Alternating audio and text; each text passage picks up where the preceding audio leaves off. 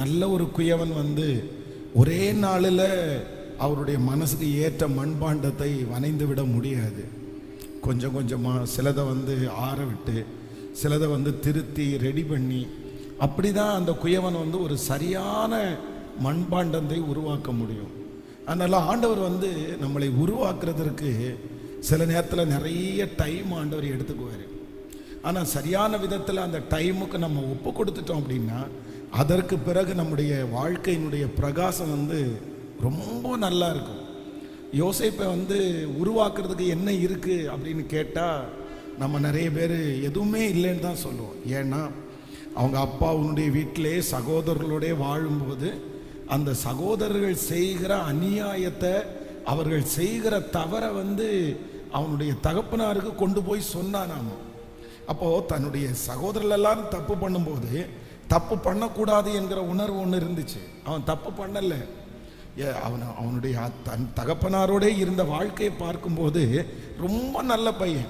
அவங்க அப்பா அவருக்கு ரொம்ப நல்ல சர்டிஃபிகேட் கொடுப்பாரு, அவங்க அம்மா நல்ல சர்டிஃபிகேட் கொடுப்பாங்க. கூட இருக்கிற சகோதரர்கள் எல்லாருமே அவனை வெறுத்தாலுமே அவனுடைய ஸ்பிரிச்சுவல் லைஃப்பில் அவங்க யாருமே அவனை எந்த குறையும் சொல்லவே முடியாது. அப்போது அப்படிப்பட்ட அந்த யோசேப்பை ஆண்டவர் எதற்காக உருவாக்கணும், எதற்காக ஆண்டவர் எகிப்திற்கு எதற்கு கூட்டிகிட்டு போனார், எதுக்கு ஒரு 17 வருஷத்தை வேஸ்ட் பண்ணணும் அப்படின்னு நம்ம நிறைய நேரங்களில் நம்ம என்ன நினைப்போம் அப்படின்னு சொன்னால் அந்த மனுஷனுக்கு உருவாக்க வேண்டியது தேவையில்லை. நம்மவும் சில நேரத்தில் அப்படி தான் நினைப்போம். நமக்கு அந்த மாதிரிலாம் தேவையில்லை, நான் ஓரளவுக்கு நல்ல பையன்தான், நான் ஓரளவுக்கு நல்ல மனுஷி தான், எனக்குள்ள அந்த மாதிரி அசுத்தங்கள் எல்லாம் எதுவுமே இருக்கிறது மாதிரி தெரியல, நான் என்ன பெருசாக தப்பு பண்ணுறேன், அப்படியெல்லாம் ஒன்றும் பெருசாக தப்பு பண்ணுறதில்ல அப்படின்னு நமக்கு தோணும். ஆனால் அந்த சூழ்நிலை அந்த உயர்வு வரும்போது நம்ம எப்படி நடந்துக்குவோம், எப்படி அந்த உயர்வை நம்ம கொண்டு போவோம்னு நமக்கு நிறைய பேருக்கு தெரியாது. அதனால ஆண்டவர் சில நேரங்களில் ஒரு பெரிய உயர்வை நமக்கு தருவதற்கு முன்பாக ஒரு பெரிய அங்கீகாரத்தை தர்றதுக்கு முன்னாடி நம்மளை உருவாக்குறதுக்கு ஆண்டவர் ரொம்ப டைம் ஆண்டவர் எடுத்துக்கிறார், நிறைய காலங்களை ஆண்டவர் எடுத்துக்கிறார். அதனால் நான் நம்புகிறேன் ஆண்டவர் நம்ம எல்லாரையும் ஒரு பெரிய ப்ராசஸ்க்குள்ளே ஆண்டவர் கொண்டு போகிறாரு. ஒரு பெரிய சித்தத்துக்குள்ளே நம்ம போக போகிறோம், பெரிய உயர்வுக்குள்ளே கர்த்தர் நம்மளை கொண்டு போகிறாரு. நாம் அறியாத ஒரு இடத்துல கர்த்தர் நம்மை கொண்டு போய் உட்கார வைக்க போகிறாரு. நமக்கு தெரியாத அநேக பாதைகளில் ஆண்டவர் நம்மை நடத்த போகிறார்.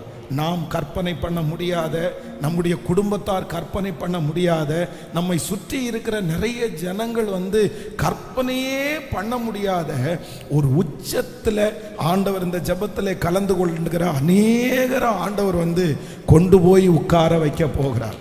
அதற்கு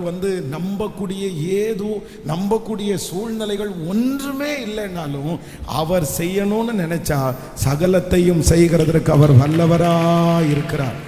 அவர் செய்ய நினைத்தது ஒன்றும் தடைபடாது. அப்ப அந்த ஒரு நோக்கத்தோட கர்த்தர் என்ன ஒரு பெரிய காரியத்திற்கு நேரா என்ன கொண்டு போயிட்டே இருக்கிறாரு அப்படின்ற ஒரு நோக்கத்தோட தான் இந்த ஜெபத்தை நம்ம கொண்டு போயிருக்கிறோம். ஸோ அதற்கு முதலாவதாக என்னன்னா, ரொம்ப காலம் உருவாக்கப்படுகிறதற்கு நம்மை ஒப்பு கொடுக்கிறவர்களாய் கர்த்தர் மாறணும். அப்போ அந்த உருவாக்குறதற்கு ஏற்ற காலத்தில் அவர் உங்களை உயர்த்தும்படிக்கு அவருடைய பலத்த கைக்குள்ள அடங்கி இருங்கள். ஏற்ற காலத்தில் அவர் உங்களை உயர்த்தும்படிக்கு அவருடைய பலத்த கைக்குள். அப்படின்னா ஆண்டவர் தூக்கி எடுக்கணும்னா நம்மளை தூக்கி எடுத்தே ஆகணும். நம்ம அதிலே குழியிலே விழுந்து கிடக்க முடியாது. அப்படியே நம்முடைய வாழ்க்கை போயிடக்கூடாது. நம்ம மிஸ்டேக் பண்ணியிருக்கலாம், விழுந்திருக்கலாம். ஆனால் என்றைக்காவது ஒரு நாள் ஒரு ஆண்டவருடைய பிள்ளை அதிலிருந்து எழும்பி நின்னே ஆகணும், வெளியே வந்தே ஆகணும். வேற எந்த ஒரு ஆப்ஷனும் அதில் இல்லை. அதில் வெளியே வரணும் அப்படின்னு சொன்னால் வேதம் சொல்லுது அவருடைய பலத்த கைக்குள்ள, அவருடைய பலத்த கைக்குள்ள. நான் நம்புகிறேன் நம்ம நிறைய பேரை ஆண்டவர் இந்த 100 டேஸில் கர்த்தர் தூக்கி எடுக்க போகிறார். பாதாளமான குழியிலிருந்து ஆண்டவர் தூக்கி எடுக்கிறார். யாருமே தூக்கி எடுக்க முடியாத குழியிலிருந்து தூக்கி எடுக்க போகிறார். யோசேப்பு இந்த சிம்சோனை குறித்து வேதம் சொல்லுகிறது, அவன் விழுந்த குழி பாதாள குழி. எவ்வளவு தடுத்து நிறுத்தியும், எவ்வளவு எச்சரிப்பு கொடுத்தும், ஆண்டவர் எவ்வளவு மனுஷங்களை அனுப்பி சொல்லியும் எதுவுமே கேட்காம அந்த குழியில திரும்ப திரும்ப திரும்ப போய் விழுந்து பெரிய பாதாள குழியிலே விழுந்தான். அவனுடைய வாழ்க்கையிலே சில நஷ்டங்களை அனுபவிச்ச அந்த மனுஷன் இப்போ முழுவதுமாக நஷ்டப்பட்டான், அதிகமாய் நஷ்டப்பட்டான். அவனுடைய எல்லாமே அவனை விட்டு போயிருச்சு. அவனுடைய பெயர், அவனுக்கு இருந்த மதிப்பு, அவனுக்கு இருந்த சரீர பலன், அவனுக்கு இருந்த நல்ல கண்கள், இந்த மாதிரி அவன் இழக்காதது எதுவுமே இல்லை. தன்னுடைய பாவத்தின் விளைவினால ஆண்டவர் தடுத்து நிறுத்த கேட்காம போனதுனால எல்லாத்தையுமே இழந்துட்டான். எல்லாம் அவனை விட்டு போயிருச்சு. ஆண்டவருடைய பிள்ளைங்க ரொம்ப ஜாக்கிரதையா இருக்கணும். ஆண்டவர் கொடுக்கறத நம்ம இழந்துடவே கூடாது. கர்த்தர் கொடுத்திருக்கிறத பத்திரமா பார்க்க வேண்டியது நம்முடைய கடமை. சில காரியத்தை நம்ம இழந்துட்டோம் அப்படின்னு சொன்னா என்னதான் அதற்கு ஈடு கொடுத்தாலும் அந்த காரியத்தை திரும்ப நம்மளால பெற்றுக்கொள்ளவே முடியாது. அதனால கர்த்தர் எல்லாருக்கும் அதை கொடுக்கறது இல்லை. ஏதோ நம்ம மேல கிருபை வச்சுதான் ஆண்டவர் ஒரு சிலதை தர்றாரு. அதை இழக்கிறதற்காக பிசாசு என்ன முயற்சியை நமக்கு எடுத்தாலும் நீங்க ரொம்ப இதுவா சொல்லணும், இல்லை கர்த்தர் கொடுத்ததை மட்டும் நான் என்ன பண்ண மாட்டேன்னா எப்பவுமே இழக்கவே மாட்டேன். ஸோ அதற்காக வேற எதை வேணாலும் இழக்கலாம். நம்ம ஒரு நண்பனை இழந்துட்டோம்னா நமக்கு கிடைச்சிடும். நம்ம ஒரு குடும்பத்தை இழந்தோம்னா கூட கிடைச்சிடும். எல்லாமே ஆண்டவர் தராத ஒன்றை நம்ம இழந்தா கூட பரவாயில்ல, அதை 10 மடங்கு ஆண்டவர் திரும்பி தர்றதற்கு கர்த்தர் வல்லவராக இருக்கிறார். ஆனா ஆண்டவர் கொடுத்த சில ஸ்தானம், ஆண்டவர் கொடுத்த சில பொறுப்பு, ஆண்டவர் கொடுத்த சில கிருபைகள், ஆண்டவர் கொடுத்த சில ஊழியங்கள், இந்த மாதிரி ஆண்டவரே பர்சனலா உங்களுடைய வாழ்க்கையில அதை கர்த்தர் கொடுப்பார். அது உங்களுக்கு மட்டும்தான் அது கிடைக்கும், அது உங்களுக்கு மட்டும்தான் தெரியும். அந்த காரியத்தை எதற்காகவும் நம்ம என்ன பண்ணக்கூடாதுன்னா இழக்காம பாதுகாக்க வேண்டியது நம்முடைய கடமை. ஆனா சத்ரு எது மேல குறியா இருப்பான்னா அதன் மேலதான் குறியா இருப்பான். பாருங்க, இந்த சிம்சோனுடைய வாழ்க்கையில அவனுடைய கண்ணு மேலதான் அவனுக்கு குறி. எப்ப பார்த்தாலும் கண்ணுல தான் அவனுக்கு சோதனை. கடைசியில பாத்தீங்கன்னா அவனுடைய கண்கள் பிடுங்கப்பட்டு, அந்த கண்கள் பிடுங்கப்பட்டதுனால அவனுடைய தரிசனம், அவனுடைய எதிர்காலம் எல்லாமே முடிவுக்கு வந்துச்சு. ஆனா அந்த இடத்துல போய் மாவரைத்து கொண்டிருக்கும் போது த ஃபர்ஸ்ட் டைம், முதல் டைமா ஆண்டவரை நோக்கி பார்க்கிறான். ஆண்டவரே எனக்கு இறங்குங்க, எனக்கு ஹெல்ப் பண்ணுங்க, எனக்கு உதவி செய்யுங்க. சிம்சோனுடைய வாழ்க்கையிலே ஆண்டவரிடத்துல உதவி கேட்டது 2 இடத்துல. ஒன்று, கழுதையினுடைய தாடை எலும்பினால 1000 பேரை கொன்னுட்டு ரொம்ப அதிகமாய் தாகம் எடுத்து சாக போகிற ஒரு சூழ்நிலையில இவ்வளோ பெரிய ரட்சிப்பை என் கையில பண்ணிட்டு நான் தண்ணி இல்லாம சாகணுமா அப்படின்னு கர்த்தரிடத்துல கேட்கும்போது ஆண்டவர் அவனுக்கு ஒரு பெரிய நீரூற்றையை ஆண்டவர் கட்டளை இடுகிறார். இரண்டாவது அவனுடைய வாழ்க்கையில அவன் ஆண்டவரிடத்துல போனது இரண்டாவது ஒரு இடம் எங்கன்னா, இந்த மாவரைத்து கொண்டிருக்கும் போது ஆண்டவரிடத்துல இந்த பெலிஸ்தியருக்கு ஒரே தீர்வாய் நானும் அவங்களோட போய் சாகும்படி எனக்கு இந்த ஒரு விசை மாத்திரம் இறங்கும்னு இரண்டாவது டைம் ஆண்டவரிடத்துல போறான். ஆனா இந்த 2 டைமுமே ஆண்டவர் அவனுக்கு என்ன பண்ணினார் அப்படின்னா கர்த்தர் அவனுடைய ஜெபத்திற்கு பதில் கொடுத்தார். நீ பாவி, நீ நான் சொல்றது எதுவுமே கேட்கல, நீ ரொம்ப மோசமானவன், நீ என்கிட்ட வராத, நான் உனக்கு கொடுக்க மாட்டேன் அப்படின்னு ஆண்டவர் சொல்லவே இல்லை. அப்போ ஆண்டவருடைய பிள்ளைகளே, கர்த்தர் நம்மளை மீட்டி எடுக்கணும்னா, நீங்க யாராவது ஒரு பெரிய பாவத்தில் விழுந்து கிடக்குறீங்களா, பொல்லாத அசுத்தலத்தில் விழுந்து கிடக்குறீங்களா, அதிலிருந்து நீங்க வெளியே வரணும் அப்படின்னு சொன்னா கண்டிப்பா யாரிடத்துல போனாதான் விடுதலை அப்படின்னா, ஊரெல்லாம் சுத்தினாலும் எங்க போனாலும் என்ன பிரயாசம் எடுத்தாலும் கர்த்தர் சமூகத்துல வராம கண்டிப்பா சொல்றேன், அதிலிருந்து நிரந்தரமான ஒரு விடுதலையை நீங்க பெற்றுக்கொள்ளவே முடியாது. இளையகுமாரன் தன் தகப்பனை விட்டு போயிட்டு எப்படியாவது அப்பாட்ட திரும்பி வரக்கூடாதுன்னு நினைச்சான். ஏன் அப்படின்னா அவனுக்கு பயங்கரமான பிரஸ்டீஜ் இஷ்யூ. இல்லை, நான் எப்படி போனேன், இவன் திரும்பி வந்தா அவனுடைய அண்ணன் கண்டிப்பா இவனை நாக்கப்படுங்கிற மாதிரி கேட்பான், அவன் அண்ணன் கண்டிப்பா இவனை எதிர்ப்பான். அதனாலேயே தன்னுடைய தகப்பனாரிடத்துல திரும்பி போகணும்னு இளையகுமாரன் நினைக்கவே இல்லை. அதனாலேயே என்னென்ன முயற்சி எடுக்கணுமோ இதுக்கு முன்னாடி கஷ்டப்படாம வளர்ந்த பையன் தான் யாருன்னா இளையகுமாரன். தன்னுடைய தகப்பனாரிடத்துல நிறைய சொத்து இருந்துச்சு. அவன் வீட்டில் இருக்கும்போதே செல்வ செழிப்பாக தான் மாறினான். அவன் சம்பாதிச்சது எதுவுமே இல்லை. தன் தகப்பனாரிடத்துல எல்லாத்தையும் வாங்கி கொண்டு போய் செலவீனம் பண்ணினான். எல்லாத்தையும் ஃப்ரெண்ட்ஸுக்கு அழிச்சான், வேசிகளிடத்திலே அழித்தான்.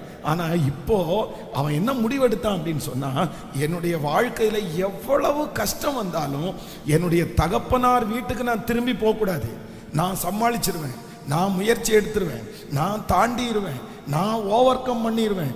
இப்படியே பல முயற்சி எடுத்து கடைசியில் பன்றியினுடைய தவிடு கூட அவனுக்கு என்ன செய்யலையாமோ அந்த அளவிற்கு அவன் போனான். ஆனால் அவனுக்கு மாற்றம் வரல, அவனுடைய வாழ்க்கையில் வெற்றி வரல. ஆனால் எப்போ அவனுக்கு திரும்ப பழைய வஸ்திரம் கிடைச்சிச்சு தெரியுமா? திரும்ப எப்போ சந்தோஷம் கிடைச்சு அப்படின்னு சொன்னா, நான் எழுந்து என் தகப்பனாரிடத்திற்கு போவேன். நான் எழுந்து புறப்பட்டு தன் தகப்பனாரிடத்தில் வந்தான். அப்பொழுது தூரத்தில் வரும்போதே அவனுடைய தகப்பனார் அவனை கண்டு மனது உருகி ஓடி அவனுடைய கழுத்தை கட்டி கொண்டு அவனை முத்தம் செய்தான். இந்த ஜெபத்தில் இருக்கிற ஆண்டவருடைய பிள்ளையே, நான் ரொம்ப பின்மாற்றத்தில் விழுந்துட்டேன், நான் ரொம்ப ஆண்டவரை விட்டு தூரம் போயிட்டேன், நான் திரும்பி எப்படி வர்றது? பழையது மாதிரி என்னால் ஜெபிக்க முடியுமா? பழைய ஃபீல் எனக்கு வருமா? நான் ஃபஸ்ட்டெல்லாம் நிறைய தரிசனம் எல்லாம் பார்ப்பேன், ஆனால் அது எல்லாத்தையுமே நான் இப்போ இழந்துட்டேன். ஃபஸ்ட்டெல்லாம் நான் நல்ல ஊழியம் செஞ்சுட்டு இருந்தேன், அப்படி நான் இப்போ இல்லை. நான் பழையது மாதிரி வர முடியுமான்னு எனக்கு தெரியல. நான் எத்தனையோ முயற்சி எடுத்தேன், ஆனால் பழையது மாதிரி என்னால் ஜெபிக்க முடியல, பழையது மாதிரி என்னால் விசுவாசிக்க முடியல, ஆண்டவருக்கு உண்மையாக இருக்கவே முடியல. திரும்ப அது கிடைக்கும்ன்ற நம்பிக்கை. இந்த 21 நாள் ஜெபத்து வரைக்கும் நான் அட்டன் பண்ணேன், ஆனா பழையது மாதிரி நான் இன்னும் வரல அப்படின்னு நீங்க நினைக்கலாம். ஆனால் வெறும் நீங்க வந்து வெறும் சாயந்தரம் மட்டும் அந்த வார்த்தையை கேட்டுட்டு போறதுனாலே அல்ல. நீங்க எங்க வரணும் அப்படின்னு சொன்னா, திரும்பவும் ஆண்டவருடைய சமூகத்துல நீங்க வந்து நீங்க உட்காரணும். ஆரம்பத்தில் கொஞ்சம் கடினமாக இருக்கும், ஆரம்பத்தில் அந்த பிரசன்ஸ் உங்களுக்கு கிடைக்காத மாதிரி இருக்கும், நீங்கள் வந்து ஆண்டவர் உங்களை பேசாதது மாதிரியே இருக்கும்.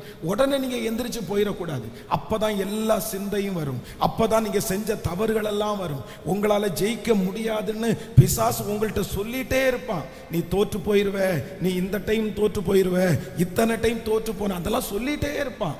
ஆனால் ஆண்டவருடைய பிள்ளைகள் வந்து தனியாக நீங்கள் ஆண்டவருடைய சமூகத்தில் இருக்க இருக்க இருக்க இருக்க இருக்க நான் நம்புகிறேன், அந்த சிம்சோனை ஆண்டவர் மறுபடியும் எழுப்புவாரானால் உங்களையும் என்னையும் எழுப்புகிறதற்கு கர்த்தர் வல்லவராய் இருக்கிறார். ஸோ இந்த 100 days ஜெபத்தில் நீங்கள் என்ன பண்ணுறீங்களோ இல்லையோ, எது உங்களுக்கு கிடைக்குதோ இல்லையோ பரவாயில்ல, உங்களுக்கு எதுவுமே உங்களுக்கு கிடைக்கலன்னா கூட பரவாயில்ல, நீங்கள் ஒன்றை விட்டுறக்கூடாது. என்னன்னா, எப்படியாவது நீங்கள் உங்களை துரத்தி கொண்டிருக்கிற அந்த பாவம், உங்களை அடிமையாக வச்சிருக்கிற பாவம், உங்களை அந்த கண்டினியூவாக விழத்தள்ளி கொண்டிருக்கிற சில பாவம், எழும்பவே முடியாத அந்த ஒரு பாவத்திலிருந்து நீங்கள் முற்றிலுமாக வெளியே வந்தே ஆகணும். நீங்க வெளியே வந்தே ஆகணும். அதிலிருந்து வெளியே நீங்க வந்துட்டீங்கன்னா போதும், மற்றது எல்லாம் உங்களுக்கு தன்னை போல நடக்கும். இந்த வாக்குத்தத்தங்கள் எல்லாம் உங்களுக்குள்ள ஆக்டிவேட் ஆகும். இந்த வாக்கு தத்தங்கள் எல்லாம் ஒன்னொன்னா நிறைவேற ஆரம்பிச்சிடும், ஒன்னொன்னா ஆண்டவர் செய்ய ஆரம்பிச்சிருவாரு. ஆனா இல்லை அப்படின்னு சொன்னா, நீங்க குழியிலே கிடந்தீங்க அப்படின்னு சொன்னா, இந்த வாக்கு தத்தங்கள் எல்லாம் எத்தனை விசுவாசித்தாலும் அது அப்படியே தேங்கின இடத்துல இருக்கிறது மாதிரி இருக்கும். அதனால இந்த 21st day 21வது நாள், ஆண்டவரே என்னை எப்படி தூக்கி எடுப்பீங்கன்னு எனக்கு தெரியல. நான் எத்தனையோ முயற்சி எடுத்தேன், ஆனால் எனக்கு அதில் எந்த பிரயோஜனமும் இல்லை. ஆனால் இப்போ நான் ஒன்று கேட்கிறேன், என்னை எப்படியாவது நீங்கள் என்ன பண்ணுங்கன்னா, என்னை தூக்கி எடுங்க. நான் நம்புகிறேன், அவரால் தூக்கி எடுக்க முடியும். அவர் நினைச்சார்னா இந்த சூழ்நிலையை மாற்றுவார். அவர் நினைச்சார்னா உங்க சிச்சுவேஷனை மாத்திடுவார். அவர் நினைச்சார்னா அந்த உணர்வுகளை உங்களை விட்டு கர்த்தர் எடுத்து போடுவார். ஆமென். அவராலே செய்ய முடியாதது ஒன்றுமே இல்லை. அப்படியே எல்லாரும் ஒரு 2-3 நிமிடங்கள் அப்படியே எழும்பி நின்று கைகளை மேல உயர்த்தி, இந்த 21வது நாள் என்னை எப்படியாவது தூக்கி எடுங்கப்பா. மறைமுகமான பாவங்கள், ரகசியமான பாவங்கள், யாருக்கும் தெரியாத பாவங்கள், உங்களோடு போராடி கொண்டிருக்கிற பாவங்கள், உங்களுக்கு பிடிக்காத பாவங்கள், ஆனா வெளியில யாருக்கும் தெரியாது. மனைவிக்கு தெரியாது, கணவனாருக்கு தெரியாது, சுற்றி இருக்கிற யாருக்குமே தெரியாது. கர்த்தருக்கும் உங்களுக்கு மட்டும்தான் தெரியும். ஆண்டவருக்கு மட்டும்தான் பார்த்துட்டு இருக்கிறாரு. ஆண்டவருக்கு எல்லாம் தெரியும்.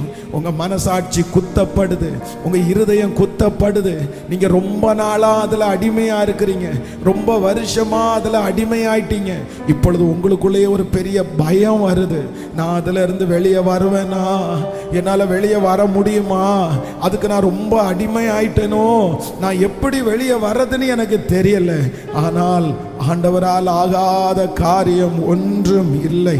தகப்பனேன்னு கூப்பிட்டு, ஏசப்பான்னு கூப்பிட்டு, நான் வெளியே வர விரும்புறேன், நான் வெளியே வர விரும்புறேன். அதை நான் வெறுக்கிற ஆண்டவரே, அந்த காரியத்தை நான் வெறுக்கிற ஆண்டவரே, அந்த காரியம் என்ன தொட்டுற கூடாதுப்பா. ஆண்டவர் உங்களை அழகா ஸ்கேன் பண்ணி ஆண்டவர் அறிந்திருக்கிறார்.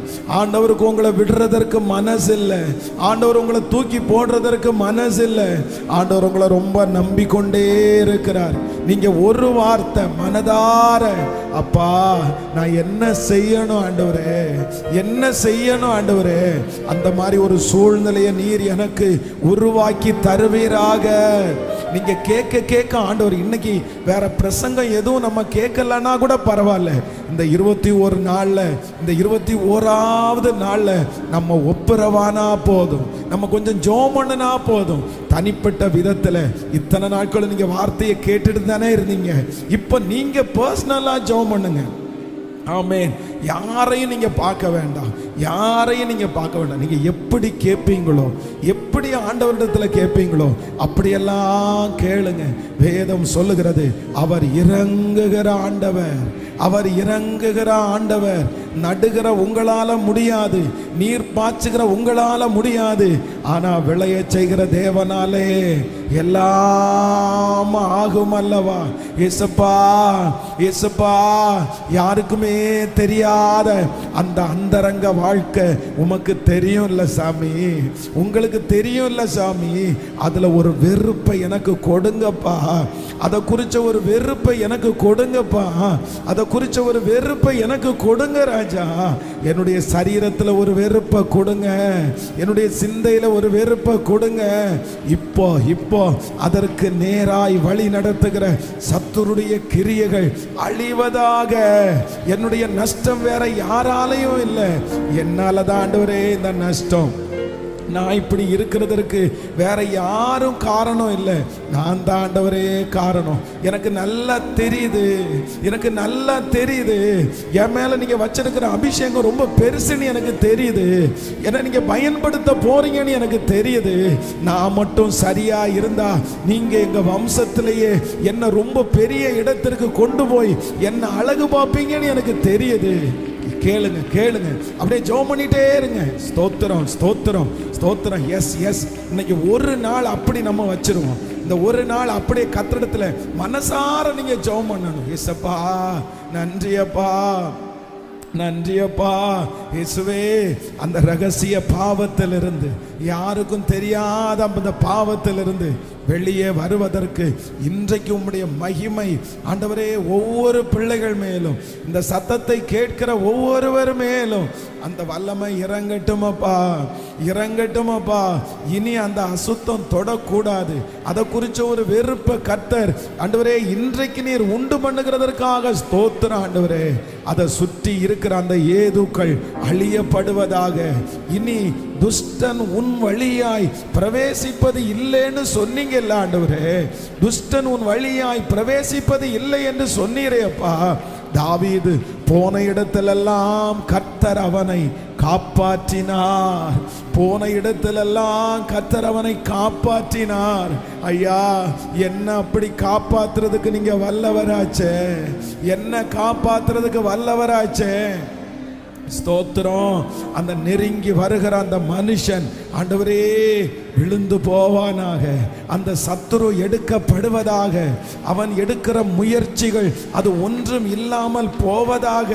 அப்பா, என்னை டெஸ்ட் பண்ணி பார்த்தா நான் விழுந்துருவேன் ஆண்டவரே, ஆனா எனக்கு ஒண்ணு செய்யுங்க ஆண்டவரே. அந்த மாதிரி ஆப்பர்ச்சுனிட்டி எதையுமே கொடுக்காதீங்க ஆண்டவரே. அந்த மாதிரி வாய்ப்புகள் எனக்கு வேண்டாம். அந்த வாய்ப்புகள் எனக்கு வர வேண்டாம். இனி அந்த மாதிரி வாய்ப்புகள் வராதபடி என்னை கிருபையா பாதுகாத்து கொள்ளுங்க ஆண்டவரே. கேளுங்க கேளுங்க. கேட்கிற அத்தனை பேருக்கும் கர்த்தர் இன்னைக்கு தருகிறார். ஸ்தோத்திரம் ஸ்தோத்திரம் ஸ்தோத்திரம். ஜெபத்தை கேட்கிறவரே, ஜெபத்தை கேட்கிறவரே. யோசேப்பு அந்த இடத்துல யாரும் இல்லாத இடத்துல அவனை பாவம் பிடிச்சி இழுக்கும் போது ஆண்டவரே துணிகரமா நின்னானே, தைரியமா நின்னானே. எங்களுக்கு அப்படிப்பட்ட ஒரு தைரியத்தை கொடுங்கப்பா. அந்த தைரியத்தை கொடுங்க ராஜா. அந்த தைரியத்தை கொடுங்கப்பா. எங்க உச்சம் தலையிலிருந்து உள்ளங்கால் வரைக்கும் அந்த அபிஷேகத்தினுடைய வல்லமை இறங்கட்டுமப்பா, இறங்கட்டுமப்பா. எங்க கண்களை பரிசுத்தப்படுத்துங்க, எங்க சிந்தையை பரிசுத்தப்படுத்துங்க, எங்க இருதயத்தை பரிசுத்தப்படுத்துங்க. எங்க உச்சம் தலையிலிருந்து உள்ளங்கால் வரைக்கும் இப்போ இப்போ இப்போ ஒவ்வொருத்தருக்கும் அந்த பரிசுத்தம் தேடி வருவதாகப்பா. பரிசுத்தம் இல்லாமல் ஒருவனும் தேவனை தரிசிக்க முடியாது சொன்னீங்கல்ல ஆண்டவரே. அந்த ரகசியமான பாவங்களில் இருந்து கர்த்தர் இப்போ வெளியே கொண்டு வருவீராக. ஹalleluya. அப்பா, குமாரன் விடுதலை ஆக்கினால் மெய்யாகவே விடுதலை. குமாரன் விடுதலை ஆக்கினால் மெய்யாகவே விடுதலை. அந்த விடுதலை எங்களுக்கு வேணும். நன்றி அப்பா, நன்றி நன்றி நன்றி நன்றி.